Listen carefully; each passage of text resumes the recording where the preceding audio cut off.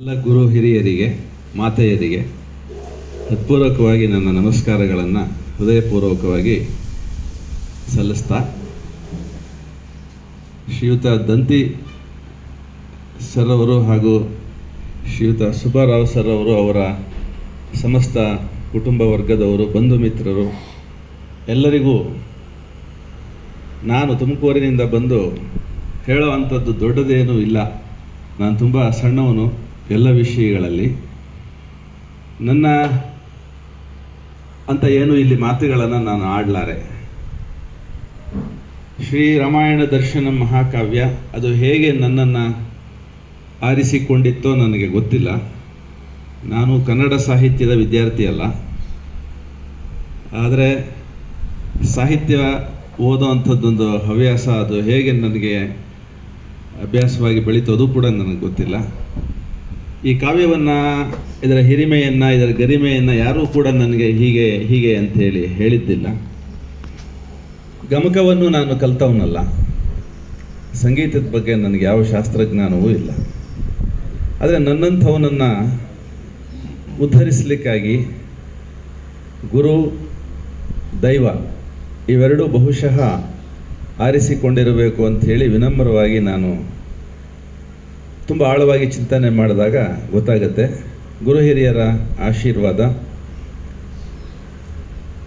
ಪುರಾತನರ ಪುಣ್ಯ ವಿಶೇಷ ಜೀವದ ಬೆನ್ನಿಗಿದ್ದರೆ ಏನೂ ಬೇಕಾದ್ರೆ ಆಗಬಹುದು ಅನ್ನೋದಕ್ಕೆ ಇದೊಂದು ನಿದರ್ಶನ ಅಂಥೇಳಿ ನನಗೆ ಅನ್ನಿಸ್ತದೆ. ಮಹಾಕಾವ್ಯ ಶ್ರೀ ರಾಮಾಯಣ ದರ್ಶನಂ ಬಗ್ಗೆ ಕುವೆಂಪು ಅವರು ಸುಮಾರು 6-7 ಸಂದರ್ಶನಗಳನ್ನು ಮಾಡಿದ್ದಾರೆ. ಅದರಲ್ಲಿ ಬಹಳ ಪ್ರಧಾನವಾಗಿ ನನಗನ್ನಿಸುವಂಥದ್ದು ಕೋ ಚನ್ನಬಸಪ್ಪನವರು ಕುವೆಂಪು ಅವರನ್ನು ನೇರವಾಗಿ ಈ ಕಾವ್ಯದ ಬಗೆಗೆ, ಅದರ ಸೃಷ್ಟಿ ಕಾರ್ಯದ ಬಗೆಗೆ ಪ್ರಶ್ನೆಗಳನ್ನು ಕೇಳಿ ಬಹಳ ವಿಸ್ತಾರವಾದ ಉತ್ತರಗಳನ್ನು ಪಡೆದಂಥ ಒಂದು ಸಮೀಕ್ಷೆ ಇದೆ, ಶ್ರೀ ರಾಮಾಯಣ ದರ್ಶನಂ ಸಮೀಕ್ಷೆ ಅಂಥೇಳಿ. ಆ ಗ್ರಂಥ ಕೂಡ ನನ್ನ ಕೈಗೆ ಹೇಗೆ ಸಿಕ್ತು ನನಗೆ ಗೊತ್ತಿಲ್ಲ. 19ನೇ ವಯಸ್ಸಲ್ಲಿ ಕುವೆಂಪು ಅವರ ಸಾಹಿತ್ಯಕ್ಕೆ ನಾನು ಆಕರ್ಷಿತನಾದಾಗ ಅವರ ಅಭಿನಂದನಾ ಗ್ರಂಥ ಸಹ್ಯಾದ್ರಿ ಅಂಥೇಳಿ, ಅದರಲ್ಲಿ 72 ಜನ ಕನ್ನಡದ ಶ್ರೇಷ್ಠ ಸಾಹಿತಿಗಳು ಕುವೆಂಪು ಅವರ ಸಾಹಿತ್ಯ, ವ್ಯಕ್ತಿತ್ವ, ಅವರ ಹಿನ್ನೆಲೆಯ ಬಗೆಗೆ ಬರೆದಂಥ ಗ್ರಂಥ ಅದು. ಅದನ್ನು ಓದ್ತಾ ನನಗೆ ಹುಚ್ಚು ಹಿಡಿದ ಹಾಗಾಯಿತು. ಪ್ರಧಾನವಾಗಿ ಅವರ ಶ್ರೀ ರಾಮಕೃಷ್ಣ ಪರಮಹಂಸರ ಆತ್ಮಚರಿತ್ರೆ ಹಾಗೂ ಸ್ವಾಮಿ ವಿವೇಕಾನಂದರ ಆತ್ಮಚರಿತ್ರೆ ಎರಡನ್ನು ಓದಿದ ಮೇಲೆ ನನ್ನ ನರನಾಡಿಗಳಲ್ಲಿ ಯಾವುದೋ ಒಂದು ವಿಶೇಷವಾದ ವಿದ್ಯುತ್ ಪ್ರವಾಹ ಹರಿದಂತಾಯಿತು ಅಂತ ನನಗೆ ಅನ್ನಿಸ್ತದೆ. ಅಲ್ಲಿ ಈ ರಾಮಾಯಣ ದರ್ಶನಂ ಬಗ್ಗೆ ಇದ್ದಂಥ ಒಂದು ಲೇಖನವನ್ನು ಓದಿ, ಅಲ್ಲಿ ನಾನು ಈ ರಾಮಾಯಣ ದರ್ಶನಂ ಕಾವ್ಯವನ್ನು ನಮ್ಮ ಕಾಲೇಜಿನ ಲೈಬ್ರರಿಯಿಂದ ಇದನ್ನು ಮೊದಲು ತಗೊಂಡೋದೆ.